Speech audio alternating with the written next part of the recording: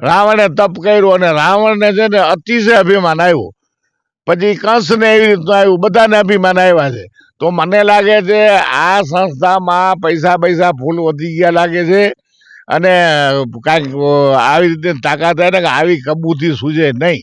ને ખરેખર સ્વામિનારાયણમાં બધા એવા ન હોય જે મને સાંભળતા હો, એ તમે પણ છે ને આવા જેને ધર્મ વિશે ખબર નથી, સનાતન વિશે ખબર નથી, આવા તમારામાં હોય તો એને સમજાવો કે ભાઈ આ છે ને આ રેવા દો.